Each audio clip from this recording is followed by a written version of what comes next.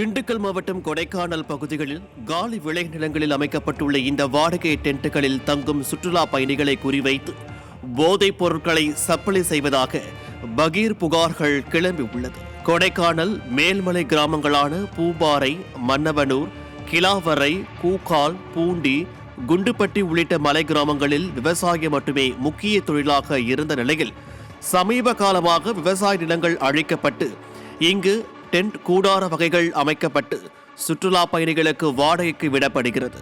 இந்த கொட்டகைகள் அமைப்பதற்கு எந்த அனுமதியும் பெறவில்லை என்றும் கூறப்படுகிறது.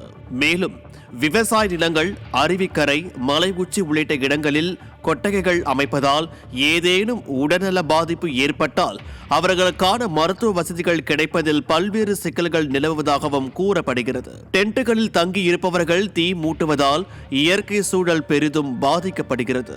அது மட்டுமின்றி ஒரு சில இடங்களில் டென்ட்டுகளில் தங்கும் சுற்றுலா பயணிகளில் சிலர் போதை காளான், போதை ஸ்டாம்ப் உள்ளிட்ட போதை வஸ்துக்களை தாராளமாக பயன்படுத்துவதாகவும் குற்றச்சாட்டு எழுந்துள்ளது.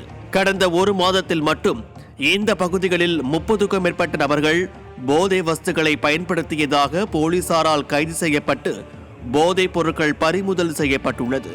இந்த கொட்டகைகளை கண்காணிக்கவும் இதற்காக மன்னவனூர் நுழைவாயிலில் உள்ள பராமரிப்பற்ற காவல்துறை சோதனை சாவடியை மீண்டும் இயங்க செய்ய வேண்டும் என்றும் உள்ளூர் மக்கள் கேட்டுக்கொண்டுள்ளனர்.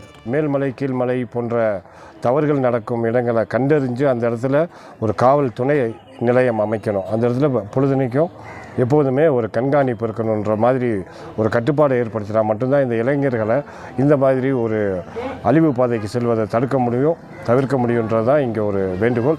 சுற்றுலா பயணிகள் வருகையை அதிகரிக்க நடவடிக்கை மேற்கொள்வதைப் போலவே உள்ளூர் மக்களின் நலனிலும் விடியா அரசின் மாவட்ட நிர்வாகம் நடவடிக்கை எடுக்க வேண்டும்.